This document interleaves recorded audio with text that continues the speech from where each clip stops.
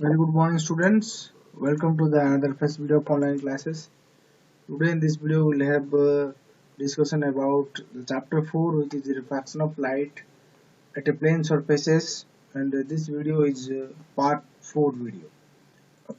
So in this video especially we will have a eye on the refraction of light through a prism. Then we will see what is prism, okay, and refraction of light through a glass prism, and then we have the factors affecting the angle of deviation. So but today in this video we'll have only discussion on prism and refraction of light through a prism. Okay, so let us begin. The first one, what is a prism?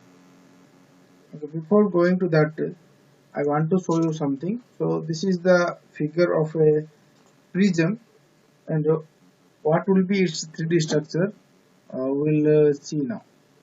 Okay, so I'll go to the website.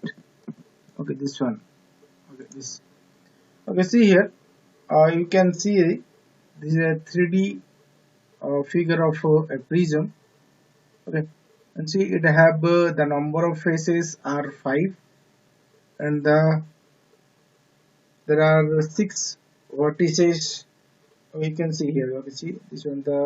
These two are 2 vertices, and these are 2, and the down these are 2.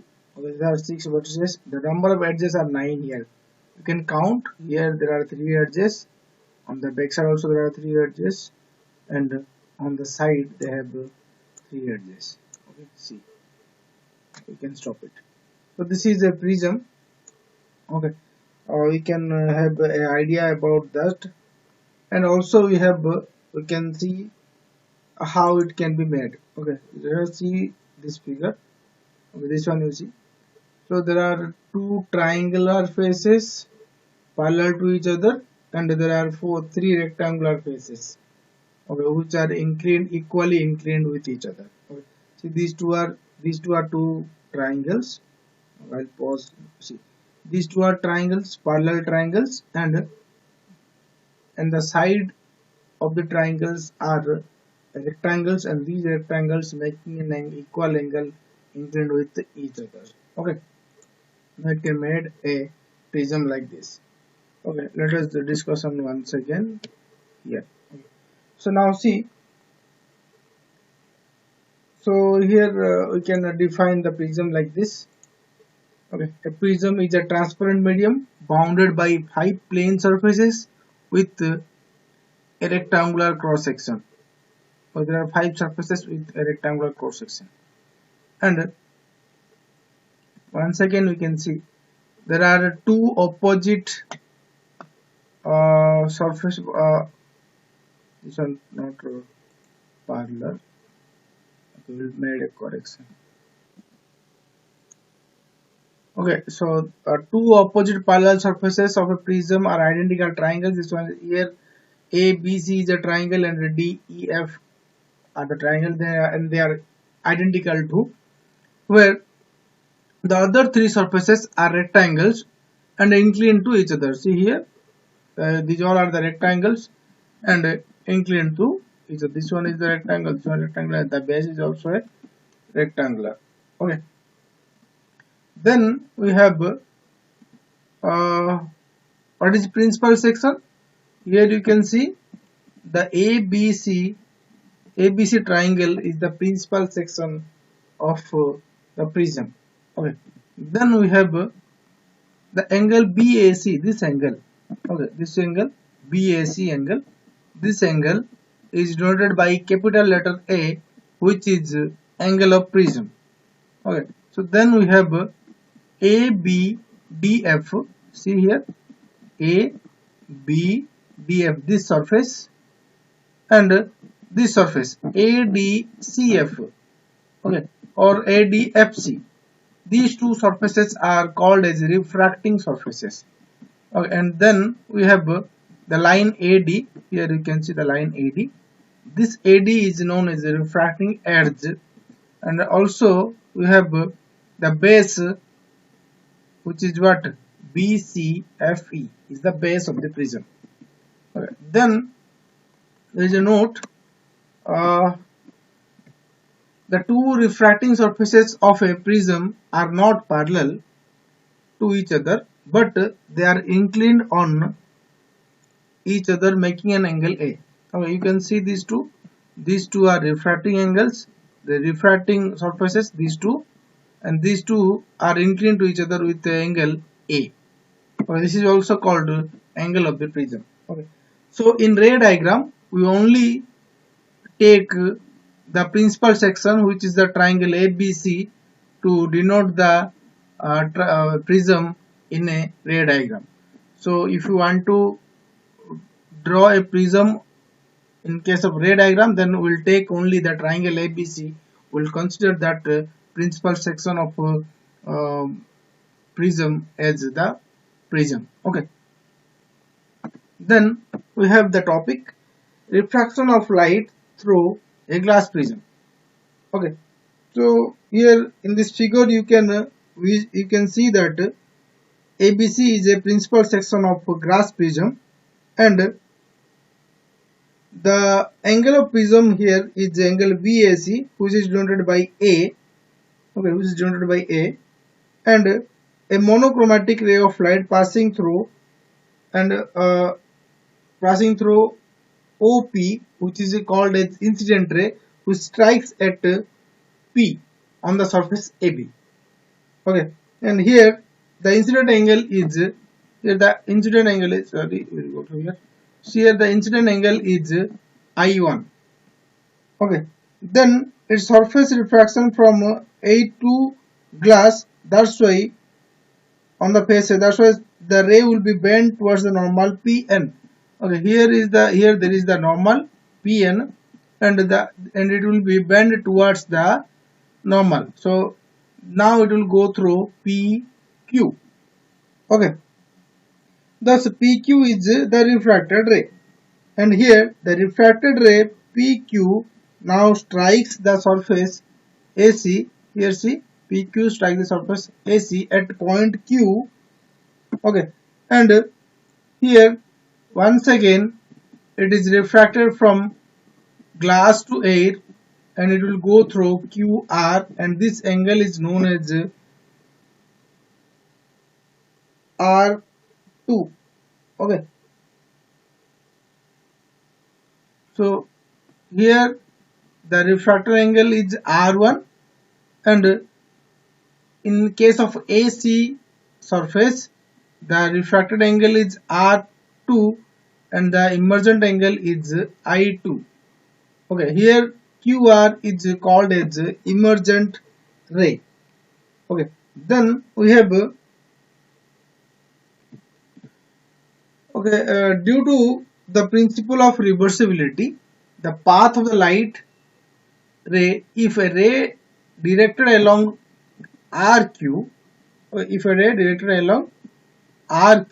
here is the RQ, this one is considered as the incident ray, it will follow the path QPO.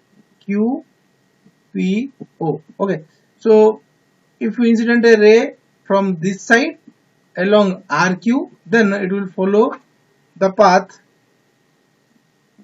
Okay, this one is attack. Okay, it will follow the path. If you incident at RQ, then it will follow the path QP, and from QP to O. This is known as the principle of reversibility. We have already discussed about it. So then next we have, so in a prism we can say the ray of light suffers refraction at two incident faces, which is AB and AC of the prism. Those are known as the refracted surfaces of the prism, and each refraction the ray bends towards the base of the prism. Okay, it is always bending towards the base in case of a prism. Okay, so at the first phase AB, the prism ray OP, instead of going PM, it is follow the path PQ, and it suffers a deviation angle of what? MP Q. So this is the deviation angle for the surface AB, and this is denoted by delta 1. Okay, at the second surface AC, it has to be go through, it has to be, and it is the ray PQ has bent at Q, and it goes through along QR, which appears to become along MQR. So which is appears what? It is appear at MQR, and here the angle of deviation should be delta 2.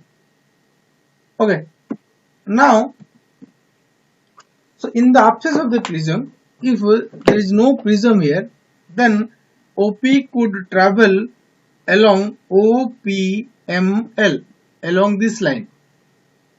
Okay, and the emergent ray should be appear to meet from MQR if there is no prism in this case. Then here we can see the angle LMQ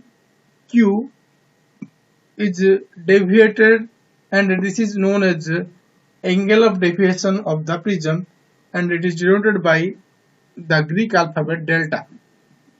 Okay, this is denoted by Greek alphabet delta, and it is angle of deviation. Okay, now we'll find the angle of deviation. How to find?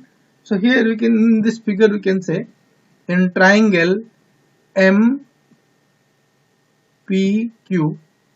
this is the exterior angle delta LMQ. So we can write LMQ is equal to sum of the interior angles delta 1 and delta 2. We can write MPQ or MQP. So we can replace the value of MPQ and MQP as that. So the angle of deviation delta should be equal to delta 1 plus delta 2. Okay, and but we know that the angle MPN, here you can see angle MPN is equal to incident angle, okay, I, and MQN is equal to emergent angle of emergent is I2.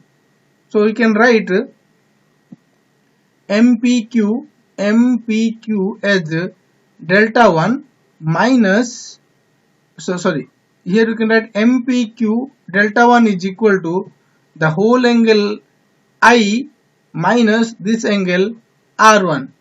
So it will be I minus R1 equal to delta 1. We can write from this side also, we can write.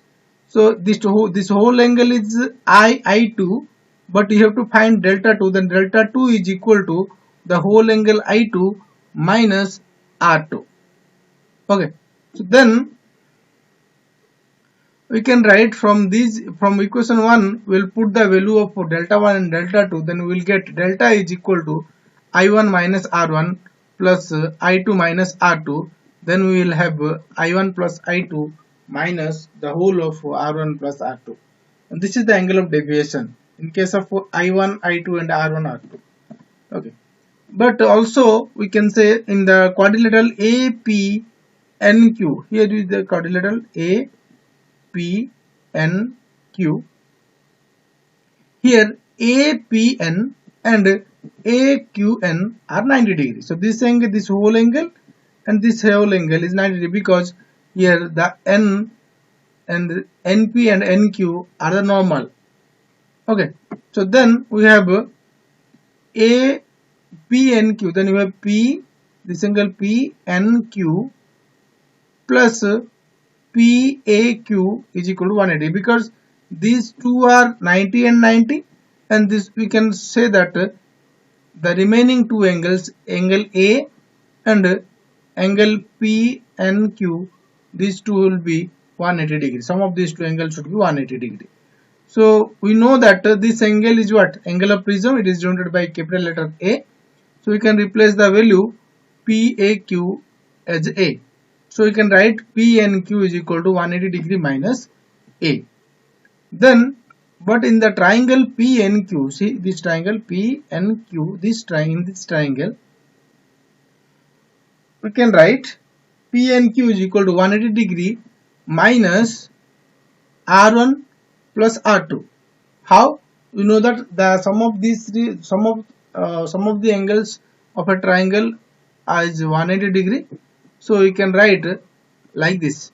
So angle R1 plus angle R2 plus this angle is 180, and we can write P and Q is equal to 180 minus R1 plus R2. Okay, now we have from equation 2 and 3, you just compare these two equations. As the LHS is equal, so we can write 180 minus R1 plus R2 is equal to 180 minus A. So by comparing these two, we can write A is equal to R1 plus R2. So you can write A is equal to R1 plus R2. So we got A is equal to R1 plus R2 as equation number 4.10. Then from equation 4.9 and from equation 4.10, we can write from these two equations as, in place of R1 plus R2 we can put A. So we'll get delta is equal to R1 plus R2 minus A. Okay, now we can write I1 plus I2 is equal to A plus delta. Okay, so this should be the relation of incident ray, emergent ray, and the angle of prism and angle of deviation delta. Okay, and there is a note is there. So in a prism, the refraction of light occurs at two incident faces. So the arrangement of ray is not parallel to the incident ray, but it is deviated towards the base of the prism. On the other hand, in a parallel sided glass slab, I have already discussed in the previous class. Okay, on the glass slab, the refraction of light occurs at two parallel faces. So the emergent ray is parallel to the incident ray, and it shows some lateral displacement. But in this case, the emergent ray is not parallel with the incident ray. It is bent towards the base of the prism. Okay. So thank you for today. In the next class, in the next video, we'll have a discussion on the factors affecting the angle of deviation. Okay. Thank you. Have a nice day.